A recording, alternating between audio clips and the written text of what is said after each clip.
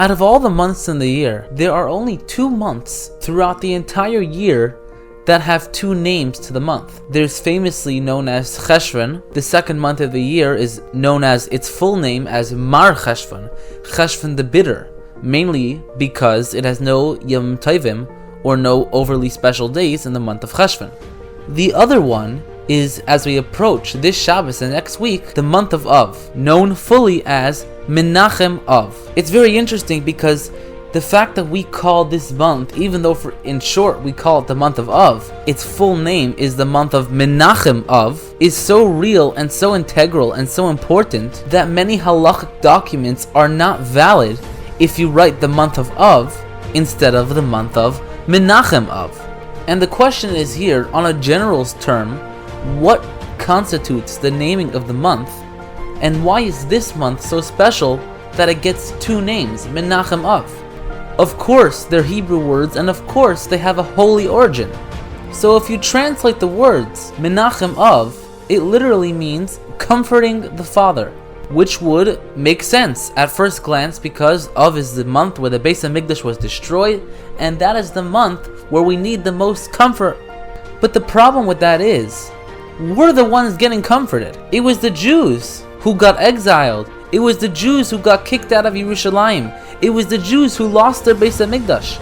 The month should be called Av Menachem, the Father in heaven. God is comforting us, not God needs to be comforted. So in trying to understand the significance of the name of the upcoming month, we have a problem now. Why is it called Menachem Av, comforting the Father, where the Father, in this case, should be comforting us over the loss of our Beis HaMikdash and our thousands of years in exile? Explains the Rebbe that the answer is found in both of this week's Parshas, Parshas Matos and Parshas Maseh. Parshas Matos talks about Hashem's command to Moshe to take final revenge on Midian, to take final revenge on the country who convinced a lot of Jews to serve Avodah Zarah, to serve other gods. Nikoim nikmas b'nei Yisrael me'es ha-Midyanim. Take revenge of the Jews upon the Midyanim. However, when Moshe tells the Yidden this command, he says, Nikoim nikmas Hashem b'Midyan. Take the revenge of God. A subtle but very important change.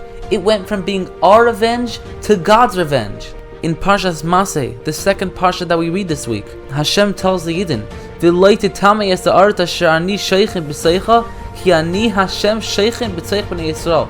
You cannot defile, you cannot impure the land, because I am with you. Hashem dwells within you.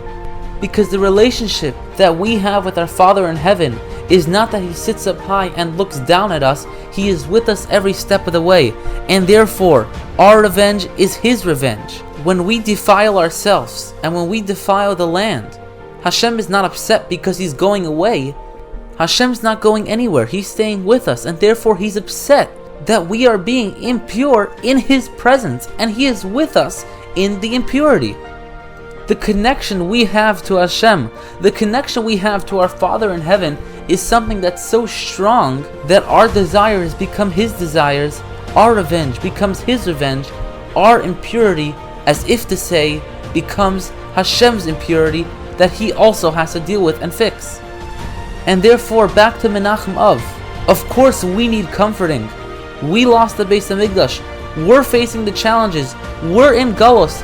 But the greatest comfort we can receive is knowing that the month is called Menachem Av, that we should be comforting Hashem because Hashem is just as much in this Galus as we are. The greatest comfort we can receive is knowing that our Father in heaven is right there with us every step of the way, and just as much as we need to be comforted, He needs to be comforted. And therefore we have a very special name to our month, because it shows that in the darkest challenges, in the hardest struggles, we're not alone and we have someone to turn to, because Hashem is there every step of the way. And therefore, when He sees that we are eager to leave, and that we want to leave Galus, we want to go to Mashiach, we want to make this world a better place permanently, Hashem will follow suit and actually make it happen in a full and complete manner. Wishing you a wonderful Shabbos.